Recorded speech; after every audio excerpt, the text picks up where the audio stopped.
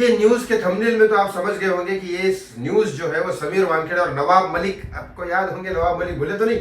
Yes, Nawab Malik के बारे में है। यस, ये केस कहां से स्टार्ट हुआ था? समीर वानखेड़े वो है जो एनसीपी के जोनल डायरेक्टर थे पहले, जिन्होंने आर्यन खान को पकड़ा था और जिन्होंने रिया चक्रवर्ती को छोड़ दिया था, और बीच में जो नवाब मलिक घुस पड़े थे और नवाब मलिक ने क्या क्या बोला इसके बारे में केस है पूरा। नवाब मलिक वही है जो हमेशा अर्नब गोस्वामी को बोलते थे कि अर्नब गोस्वामी सुसाइड कर लेगा अगर ऐसे ही बात करता रहा तो, और सुशांत के केस में उन्होंने अगेंस्ट में थे कि वो आत्महत्या है, और समीर वानखेड़े के भी अगेंस्ट में थे क्योंकि आर्यन खान की वजह से, लेकिन आर्यन खान की वजह से वो नहीं था। मामला ये था पूरा का पूरा कि समीर वानखेड़े ने, समीर नाम का इनका जमाई का नाम है, जो नवाब मलिक का जमाई था, वो ड्रग्स की तस्करी में या उसके पास ड्रग्स वगैरह अवेलेबल था, जो समीर वानखेड़े ने सही किया यहाँ पे कि वो उनका जो दामाद है समीर, उसको अरेस्ट किया और उसके ऊपर केस दर्ज कर दिया। चलो, उन्होंने एनसीपी का काम किया, लेकिन रिया चक्रवर्ती को जो छोड़ा समीर वानखेड़े ने वो सही नहीं। चलो अब यहाँ इस केस की बात करते हैं।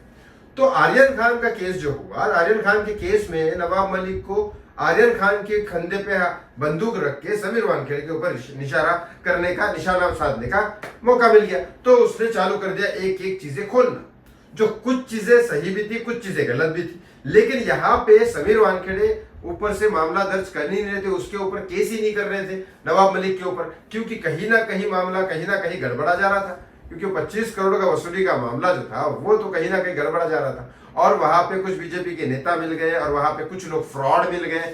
जो टकला जो था ना, मालूम है आपको, आर्यन खान के केस में, वो तो भाग गया, अभी है ही नहीं यहाँ पे। दूसरा एक केस में जो गवाह बन गया था वो मर भी गया, बहुत सारी चीजें, तो दूसरा केस दर्ज कर नहीं पा रहे थे समीर वानखेड़े। लेकिन हाँ, यहाँ पे एक केस समीर वानखेड़े ने दर्ज किया था नवाब मलिक के खिलाफ की जाति सूचित अनुसूचित जाति, मतलब किसी की नीचे की जाति के लोगों को उसकी जात के हिसाब से परेशान करना, धमकी देना, उसके लिए कुछ बोलना, या सबूत आपके पास ना होते हुए भी ऐसा कुछ बोलना, ये सब गलत बात है। इस बारे में उसके ऊपर नवाब मलिक के ऊपर केस किया। इस केस के बारे में कोर्ट ने यह फैसला दिया कि नहीं, कोई सबूतों की कमी की वजह से नवाब मलिक को फ्री किया जाता है। इस केस का क्लोजर रिपोर्ट बना और नवाब मलिक पूरी तरह से फ्री हो गए कोर्ट की तरफ से। अब वो वहां पे केस में फंसेंगे नहीं। तो ये केस हुआ है पूरा जाति सूचित अनुसूचित जातियों का।